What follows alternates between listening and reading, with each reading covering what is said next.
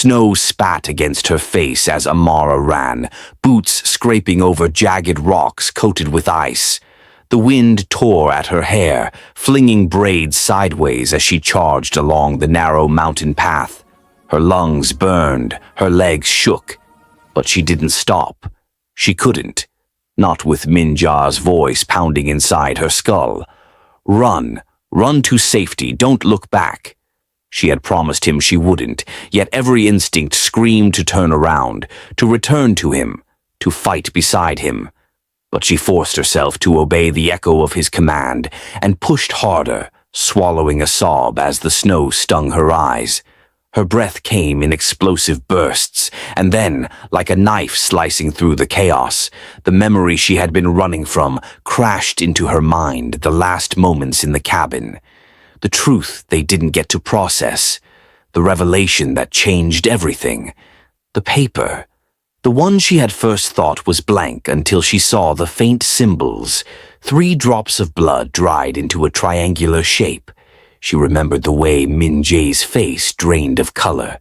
She remembered how her own stomach twisted because she knew that mark too. They both did. It was impossible not to know it. The signature of Detached, the gangmaster who ruled the criminal underworld like a dark emperor, the man whose reach was said to stretch from the back alleys of Seoul to the most remote mountains in Gangwon, the man rumored never to leave fingerprints.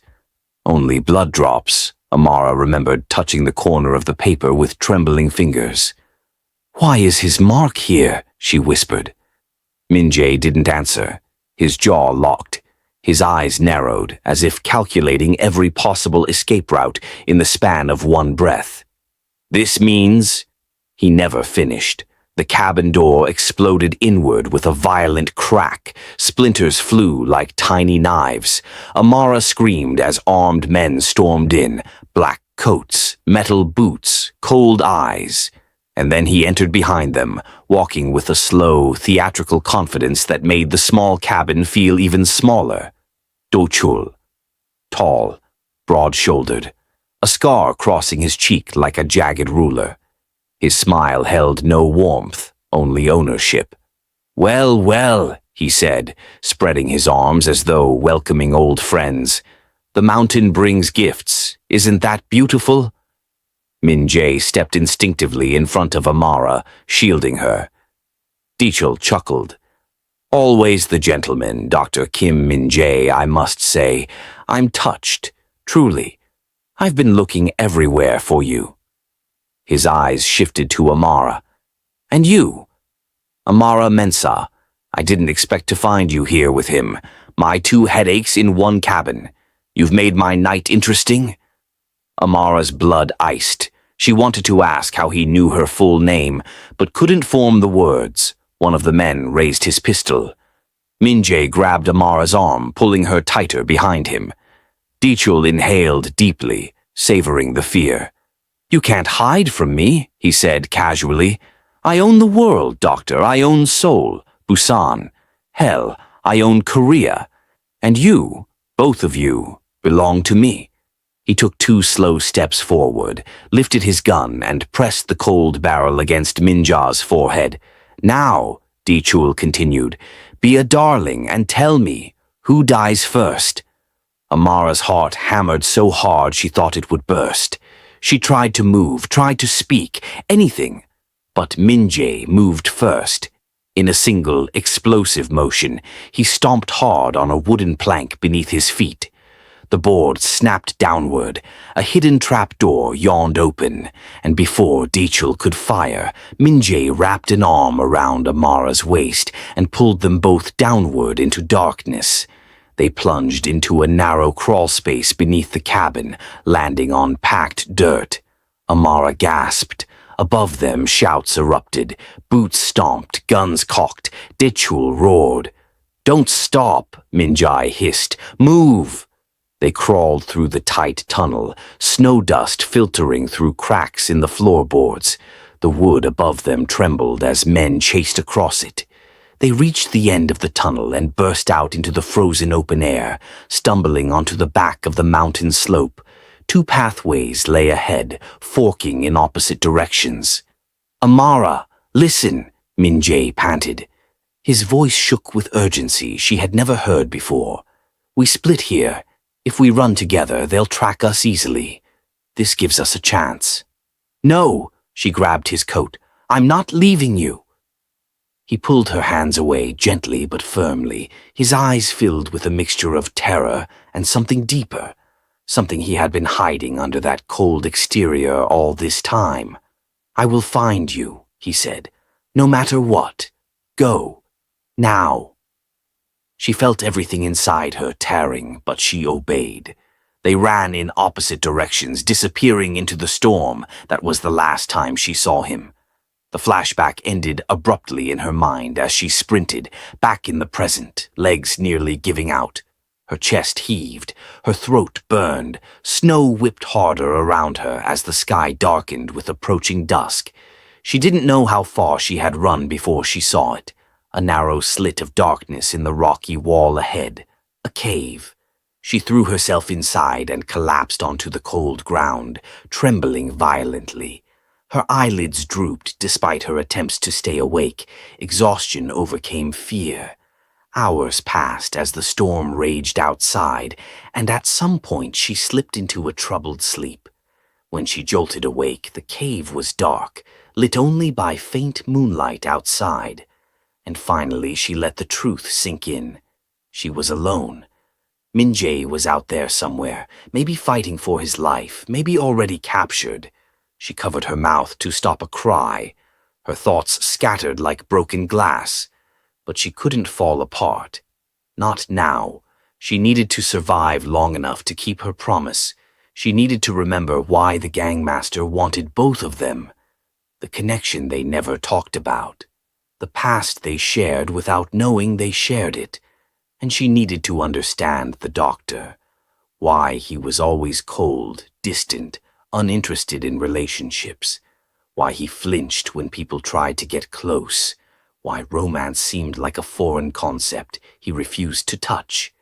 It wasn't rejection. It was protection. Of himself and of anyone who came near him. Amara pressed a shaking hand to her forehead, trying to calm her breathing.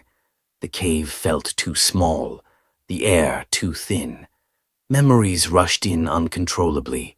She had her own history with Detached, one she kept buried, the reason she ended up on the snowy mountain at all. She had been working at a travel photography agency in Seoul when she accidentally photographed something she shouldn't have, a deal between Detached's men and a foreign buyer. They spotted her.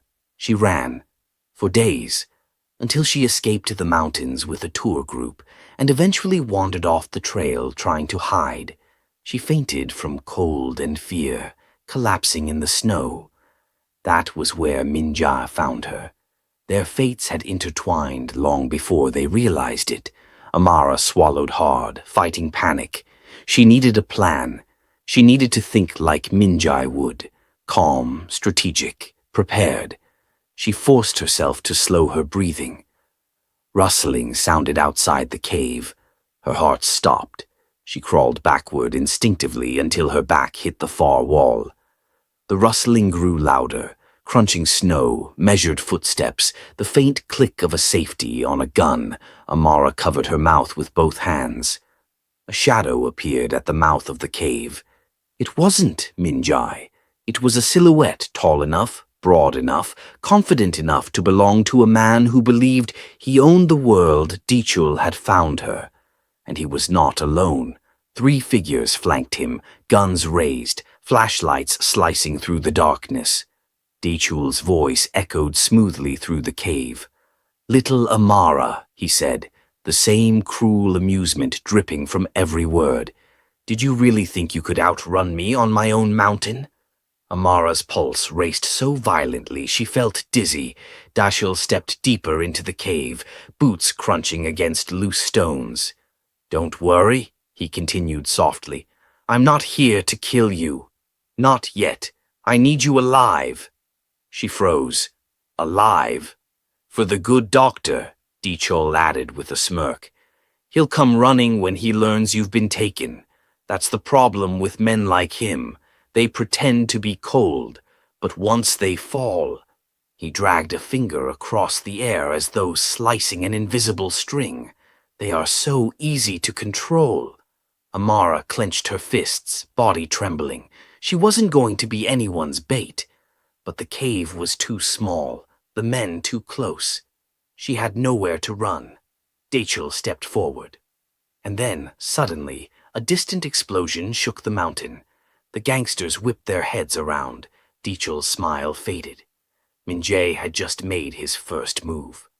The cave roared like the mountain itself was splitting apart. The explosion outside thundered through the ground, knocking Amara sideways as rocks tumbled from the ceiling. Dachel spun toward the cave entrance, momentarily blinded by the blast. A jet of fire lit the snow outside in violent orange. Amara didn't hesitate. She lunged to her feet and bolted toward the opposite side of the cave, her fingers scraping the rough stone wall as she pushed herself forward. Dachel snapped around and reached for her wrist, but another explosion detonated outside, this one closer, sharp, controlled, a pattern, not random Min-Jae. A voice tore through the wind, strained but unmistakable. "Amara! Down!" She hit the ground instantly, sliding on her palms and knees. A deafening crack sliced through the air. Light flashed through the cave mouth. A smoke grenade, or something close, rolled in, releasing a thick, choking gray wave. Dachel cursed, stumbling back. That bastard! But he didn't finish. A dark figure appeared through the fog like a phantom. Min-Jae. His coat was torn, one side soaked in blood, his hair plastered to his forehead from sweat and snow. His eyes, wild, frantic, fierce, locked on her. "Move!" he shouted. She scrambled toward him, and Min-Jae fired a shot past her head, so clean she didn't even hear it leave the gun. She only heard the grunt when Dachul ducked and slammed into the wall. Where did he learn to shoot that way? She was jolted out of her thoughts by a pull. Min-Jae grabbed her waist, yanked her out of the cave, and ran without looking back. Snow whipped into their faces, the wind a screaming blade against their skin. Amara stumbled, but Min-Jae didn't slow. He dragged her forward with raw desperation. And behind them, Dachul burst out of the cave, coughing and furious. "Go!" Min-Jae roared. The mountain path was treacherous, steep drops on one side, jagged rocks on the other. But Min-Jae moved like he was born on these slopes. He leaped over boulders, slid down ice patches, dodged falling snow as another explosion lit the sky behind them. "Are you hurt?" she gasped. "Later," he hissed. Gunfire cracked through the storm. Bullets ricocheted off stone. Amara ducked, heart slamming against her ribs. Min-Jae shoved her behind a massive tree trunk, panting hard. "They're closing in," he whispered. "They won't stop now." She swallowed hard. "Min-Jae, how did you even get here? How did you know where I was?" Another bullet split the bark inches from her cheek. He grabbed her hand. "No time." They moved again, sprinting across a narrow ridge where the wind was strong enough to push them sideways. Snow blinded her. Her breathing turned to knives. She didn't know how Min-Jae kept going with the blood dripping from his side, but he did. He moved with fierce purpose, dragging her through the blizzard like she was his lifeline. The gunshots were getting closer. Dachul's voice carried through the storm, taunting, patient, confident. "You can't run forever." Min-Jae jerked his head toward a cluster of boulders. "This way." They slid behind them, hidden for the moment from the line of fire. Amara collapsed to her knees, shaking violently. Min-Jae leaned against the rock, hands trembling, breath ragged. He was hurt, badly. She crawled toward him. "Min-Jae, you're bleeding," she shouted. "I know," he whispered, eyes squeezing shut. "It's fine, it's fine." "It's not fine. Amara." His voice cracked, raw, desperate. "Look at me." She did. He was terrified. Not for himself. For her, the storm howled above them, drowning out distant shouts. Amara placed a hand on his cheek. His skin was ice. His eyelashes were dusted with snow. He was fighting to stay conscious, fighting with everything he had. She felt her throat tighten. "You came for me." His eyes opened, pain and relief mixed into one expression. "Of course I came for you." The shouts drew closer.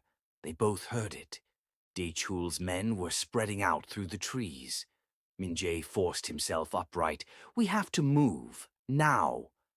Amara hesitated. "You can't even stand straight." His jaw tightened. "I don't need to stand straight, I just need to keep you alive." Snow began to fall harder, thick, fast, blinding, and in that moment Min-Jae looked upward, studying the slope above them. She didn't know how long they ran. Minutes, hours, everything blurred into breath and fear. But eventually the gunfire faded, replaced by the howl of the wind. "There," he whispered, pointing to a spot. At last, Min-Jae stopped and guided behind a massive boulder formation that curved inward like a natural shelter.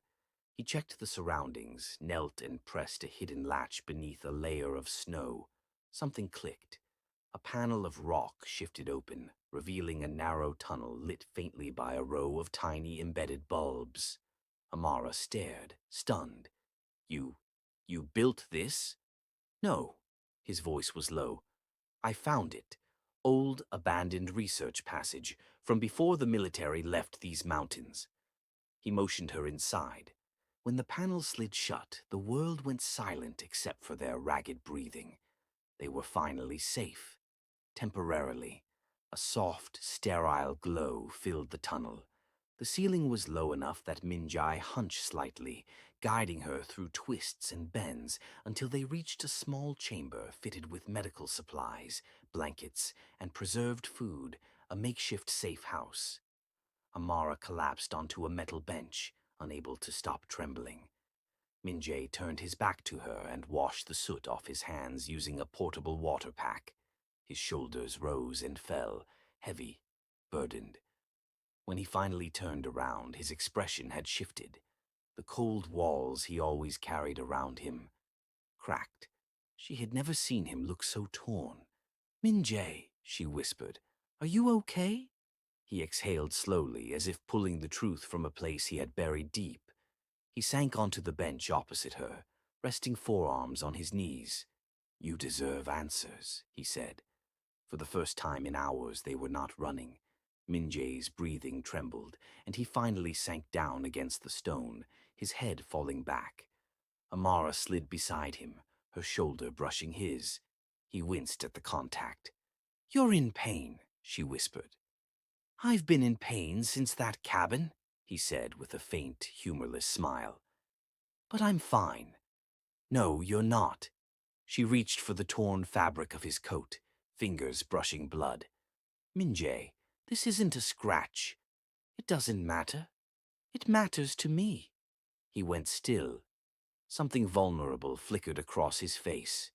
"We might not survive this. I want to die knowing you knew the truth about me." Min-Jae croaked. His voice was calm. Amara drew in a shaky breath. "Why? Why were they after you, too? Why did they know your name like that?"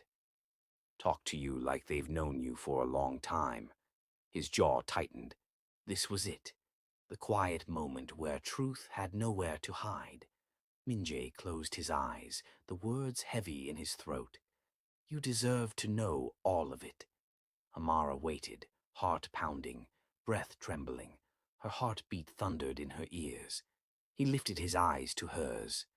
"It started years ago, long before the mountains, before I tried to disappear."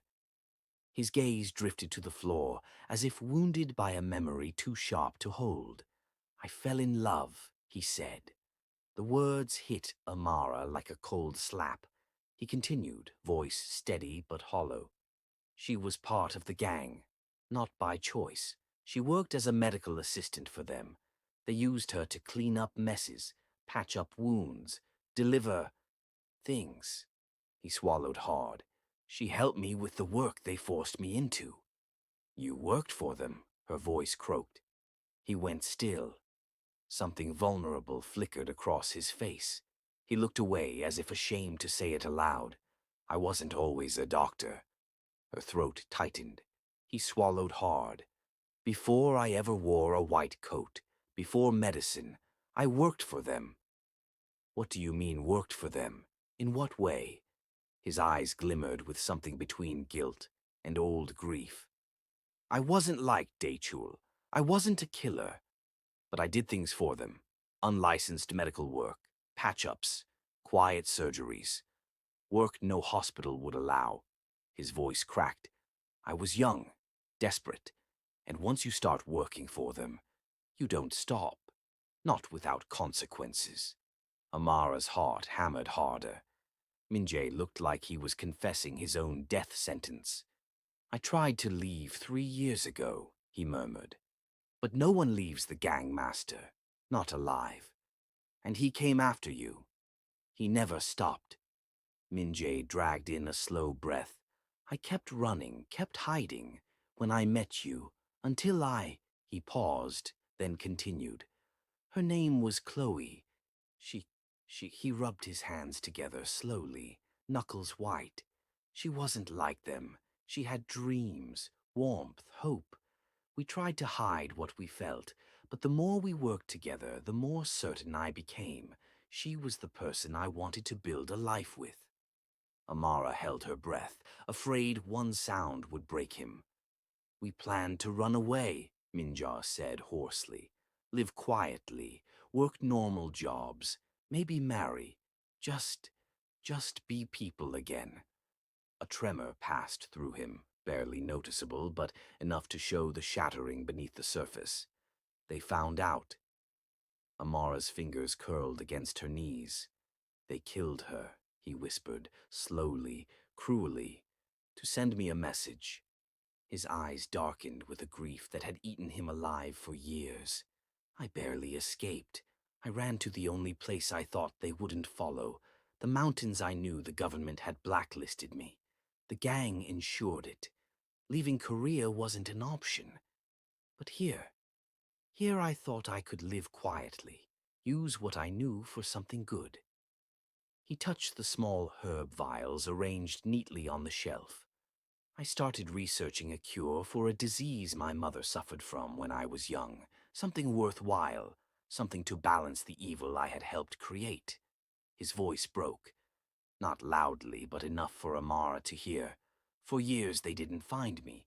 I kept low, avoided everyone. People died because I cared once. I couldn't risk caring again. Amara's chest tightened painfully, and then his gaze lifted to her, haunted. I found you unconscious in the snow. Silence. Snowflakes tapped faintly against the roof above, muffled by layers of rock. I should have walked away, he said. I knew the moment I saw you. You weren't just lost. Something had brought you here. Something dangerous I should have left you to be found by rescue teams. But I didn't. His jaw clenched. I let myself care, let the doctor in me save an individual who needed help. I let myself feel again, just like before. Her voice cracked. Min-Jae, I didn't mean to bring danger to you. He shook his head. You didn't, not alone. He studied her closely. You said you took something you shouldn't have. Amara stiffened. He waited. She finally drew a shaky breath. I took a picture.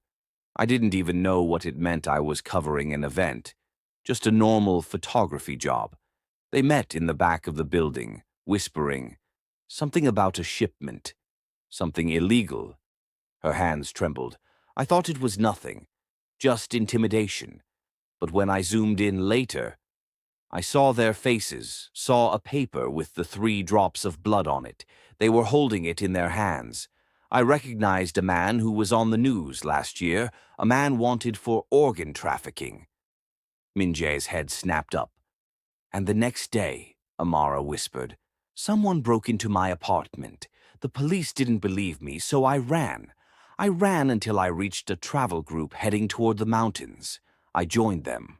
I thought I'd be safe. But then I got dizzy and fainted. The next thing I know, I woke up in your cabin." Min-Jae stared at her, expression shifting, shock, realization, dread. "They didn't find me by accident," he said slowly. "They were already hunting you." "And we crossed paths," she whispered, "and now they want us both." A silence thick as smoke settled between them. After a moment, Min-Jae rose and paced the small room, running a shaky hand through his hair. "This is worse than I thought. If you caught them discussing a shipment, that means they're escalating, expanding. They'd kill anyone who threatens that." Amara hugged herself. "I didn't know. I didn't know my camera, my job, would lead to this." Min-Jae stopped pacing. He faced her, expression fierce with resolve. "Listen to me, Amara. What happened to my past? What I lost? I won't let that repeat." She blinked, breath hitching. "You won't die because of them," he said firmly. "Not while I'm here. Not while I can still fight." The vow hung heavy in the air. A sudden loud thud echoed above them.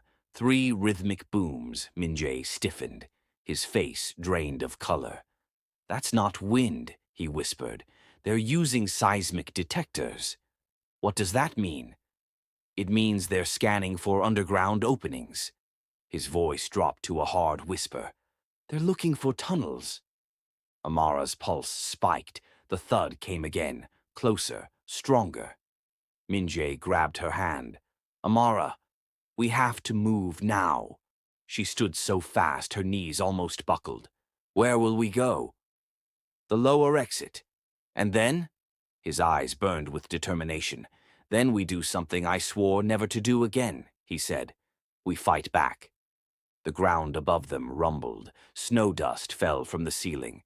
The gang was closing in. Min-Jae tightened his grip on her hand.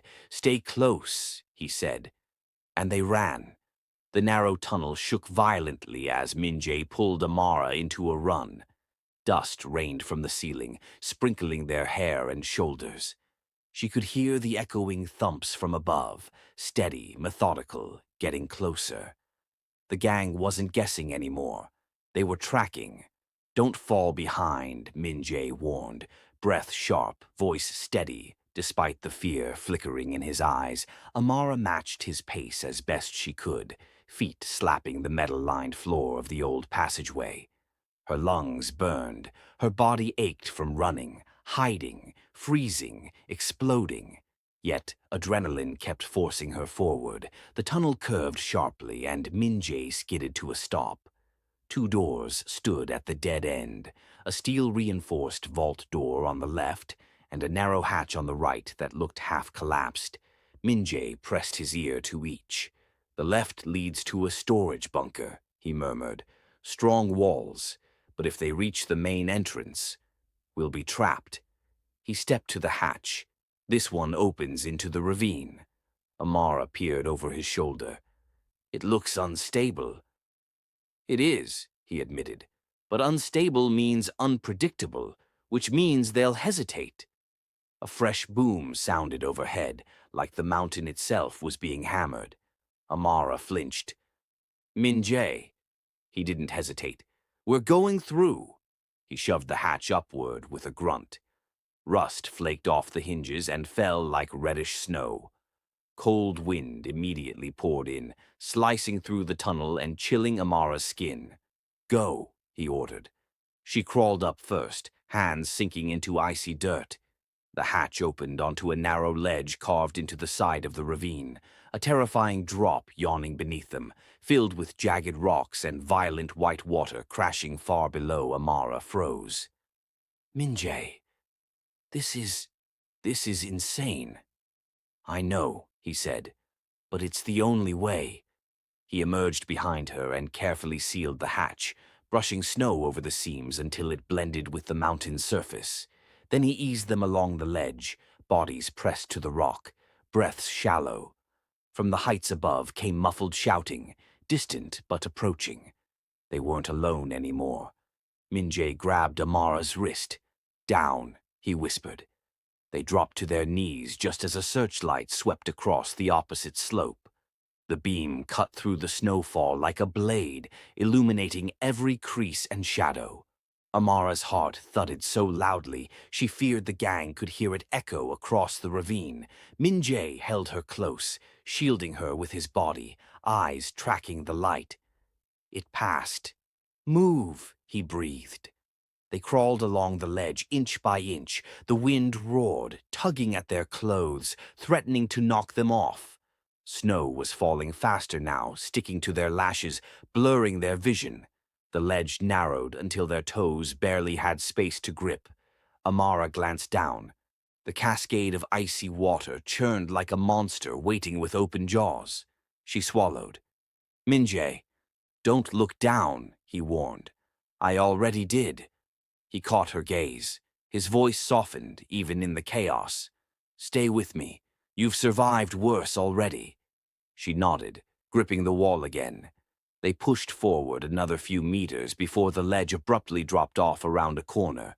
Gone, broken by time and erosion. A dead end. Min-Jae cursed under his breath. Behind them, the shouts grew louder. Flashlights were approaching. Boots clattered on rock. "They're here," Amara whispered. Min-Jae looked over the broken ledge. Below them, a thick cluster of pine trees clung to the mountainside, their dark branches swaying over the ravine. "How far is it?" Amara asked. 7 meters, he answered. "I'm not a gymnast, Min-Jae." He didn't blink. "Neither am I." The flashlights grew closer. Amara shook her head, panic rising. "We can't jump." He grabbed her face gently, firmly. "Amara, look at me." She did. He kissed her fiercely, desperately. Then he moaned, "Listen to me. You survived falling unconscious in a blizzard. You survived gunfire. You survived a cave explosion. You can survive this too." His fingers tightened on her cheeks, voice low and urgent. "You're stronger than you think." The words steadied something inside her. Then a voice rang out behind them. "There!" A shot cracked through the air. Min-Jae shoved Amara off the edge. She screamed as she fell, but she didn't plummet to the rocks. Her body crashed into the pine branches, needles slicing her arms and face. She grabbed a branch desperately, clinging and panting. A second later, Min-Jae dropped beside her, grabbing onto a lower branch with one hand while the other reached for her. "Hold on," he gasped. Above them, the gangsters reached the ledge, flashlights sweeping. One of them pointed down. "There!" Several gunshots blasted the tree bark, exploded around them. Branches snapped. Min-Jae looked up at Amara, voice shaking with urgency. "We go. Now!" He swung himself down the tree in quick, controlled motions. Amara followed, trembling but determined. When they reached the thicker base trunk, they slid the last few meters, dropping onto a slope of packed snow. The ground gave way beneath Amara's feet, and she tumbled downhill, rolling, sliding, spinning, until Min-Jae grabbed her mid-slide and pulled her behind a large, fallen tree. Above, bullets peppered the snow, sending white plumes into the air. "They won't climb down," Min-Jae whispered. "But they'll try to circle around. We have minutes at most." Amara sat up, chest heaving. "Where do we go?" He pointed to a shadowy opening between two cliffs. "There. There's an old military drainage passage on the other side. It'll lead us away from the ravine." They ran again, limbs numb, lungs burning, hearts pounding. The valley opened into a stretch of abandoned structures, half buried in snow. Old concrete bunkers with collapsed roofs, rusted railings, and shattered windows. Min-Jae guided her toward the largest one, but as they approached, a rustle sounded behind a collapsed column. Min-Jae raised his gun in a flash. A man stumbled out, young, shaking violently, blood splattered on his jacket. He wasn't one of the gang. His eyes were wild, terrified. "Help, please," he croaked, stumbling toward them. Min-Jae lowered his gun only slightly. "Who are you?" "Tour guide," the man gasped. My group. Attacked. People with guns. He coughed hard, clutching his stomach. They took a girl, too. African girl. They said she ran with a Korean man. Amara's breath froze in her throat. They're spreading out, Min-Jae murmured. They're not just hunting. They're eliminating witnesses. Before they could help the man further, a sharp crack echoed. The tour guide's body jolted and fell, shot through the back. Amara screamed. Min-Jae grabbed her wrist and pulled her behind the bunker as more bullets tore through the air. "Keep low," he shouted. A trio of gang members emerged from the snow haze, weapons raised. They fired again. Min-Jae dragged Amara through a shattered doorway into the bunker. Concrete dust rained down as bullets punched holes in the walls. He pulled her behind an overturned metal shelf. "Stay down." She clung to his sleeve, breath frantic. "Min-Jae, they're everywhere." His eyes locked on hers, steady, fierce. "I won't let them take you." A grenade rolled through the doorway. Min-Jae's eyes widened. "Cover your ears." He pulled Amara under him and shielded her as the explosion tore through the bunker. Concrete cracked. Flames licked the broken wall. Smoke poured in. "Move!" Min-Jae coughed, dragging her through a gap blown open by the blast. They stumbled out the back of the bunker into the freezing night air. More shadows moved in the distance. More men. Amara's heart nearly stopped. "How do we escape this?" she whispered. Min-Jae squeezed her hand, eyes blazing with a fierceness she'd never seen before. "We stop running." She stared at him. "What?" "We stop running," he said again. "They killed the woman I loved. They chased me from my life. They hunted you because you dared to expose them. They've taken enough." Amara felt a chill run down her spine, not from fear of him, but fear for him. He stepped closer, voice low, breath warm against her frozen skin. "I'm not losing someone I care about again." Her chest tightened painfully. "Min-Jae." He looked toward the shadows, jaw clenched, body coiled like a predator ready to strike. "But if we're going to fight," he said, "we need a plan." "What plan?" He pointed toward the old drainage grate built into the cliffside, a rusted, massive metal structure, barely visible under layers of ice. "That passage leads into the lower military tunnels," he said. "If we get inside, we can use the old control systems to lock the exits from the inside." Amara blinked. "You mean trap them?" "Every last one." A fresh wave of shouts echoed across the valley. Min-Jae grabbed her hand. "No more running," he whispered. "This ends tonight."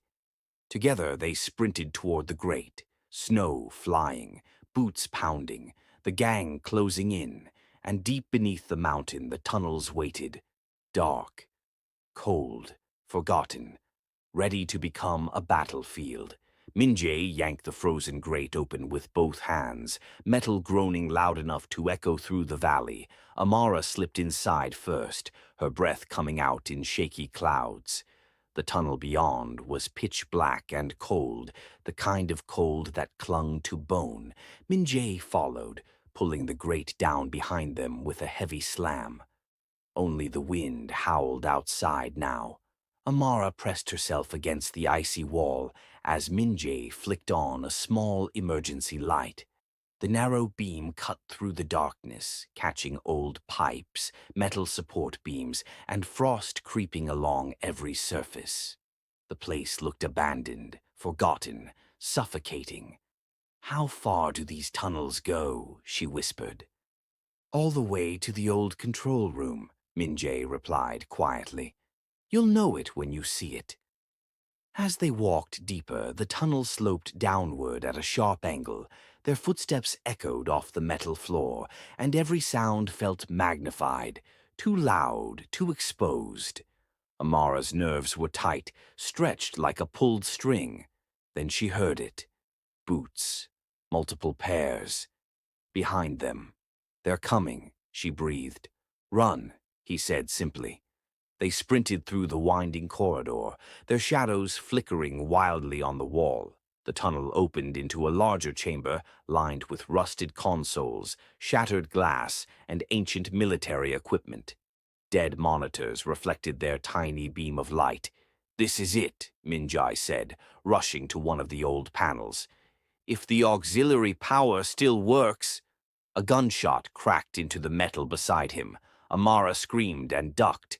The gang poured in through the doorway like a wave. 8, maybe 9 men. Their guns flashed in the darkness, Spitfire lighting the chamber in violent bursts. "Down!" Min-Jae shouted, tackling Amara behind a console. Sparks burst overhead as bullets ripped through the equipment. Min-Jae fired back, short controlled shots forcing the men to scatter behind pillars and broken crates. But they were too many. One gangster hurled a knife. It grazed Min-Jae's shoulder. He grunted, but didn't stop. Amara grabbed the fallen weapon and flung it back instinctively. It struck a man in the arm and he screamed, dropping his rifle. The chaos grew loud, explosive. Min-Jae's movements were quick, precise. Every choice he made was survival, not bravado, not heroics, just pure instinct sharpened by fear and loss. A gangster leaped over a console, lunging at Amara. Instinct took over. She slammed a loose metal rod into his face. He fell back with a howl. Min-Jae grabbed her wrist. "You're doing great. Stay behind me." He slammed a switch on the console. The whole chamber throbbed as ancient engines deep in the mountain rumbled awake. Red emergency lights flickered on, casting everything in a bloody glow. The gangsters paused, confused, shouting in irritation. "What did you do?" Amara gasped. Min-Jae pointed upward. The giant blast doors at the top of the chamber began to descend, massive, thick metal slabs groaning as they lowered from the ceiling. "They can't stop those once they're activated," he said. But the gangsters realized what was happening and opened fire frantically, trying to destroy the mechanism. Bullets sparked off the metal, ricocheting wildly. Min-Jae fired back, pinning them long enough for the doors to drop halfway. "Move! Move! Move!" someone yelled. 2 gang members rushed forward, trying to slide under the closing barrier. Min-Jae shot one in the leg. He fell screaming. The second man dove and made it halfway, but the door crushed him brutally before sealing fully with a thunderous boom. 5 men remained trapped inside. They pounded on the sealed door, screaming curses, firing uselessly at the thick barrier. Min-Jae turned to Amara. "Come on." They ran to the opposite end of the chamber, where an old communications terminal blinked erratically. It wasn't dead. It wasn't fully alive either, but Min-Jae knew exactly which buttons mattered. He slammed the emergency beacon switch. A piercing alarm shrieked through the tunnels. "Min-Jae, what is that?" "Government distress call," he said. "It's one of the few systems the military left active underground. Once triggered, any unit nearby has to respond." "But you said you were on a blacklist," she reminded him nervously. He didn't meet her eyes. "This may fix that. Or it may not. I don't care anymore." Footsteps returned, more gang members entering the tunnels from behind. Min-Jae spun, firing again. Amara grabbed a fallen pistol and backed him up, her hands shaking but determined. Then, a deafening roar of engines shook the tunnel vehicles. Multiple. The military. Heavy boots thundered through the entrance as soldiers in full tactical gear swarmed the tunnel shouting orders. Gunfire erupted, short and precise. Min-Jae pulled Amara behind him again as chaos exploded in every direction. It was a blur, flashlights slicing through smoke, gangsters tackled and cuffed, the clang of weapons hitting the floor. Soldiers breached the sealed chamber, dragging the trapped men out one by one. Within minutes, the entire place was swarming with authorities. Amara stood frozen, watching the men who had nearly killed her being shoved into armored vehicles. Snow began falling through the broken ventilation shafts overhead, soft flakes landing on their battered faces. A soldier approached Min-Jae. "You triggered the beacon." "Yes. You have medical authorization.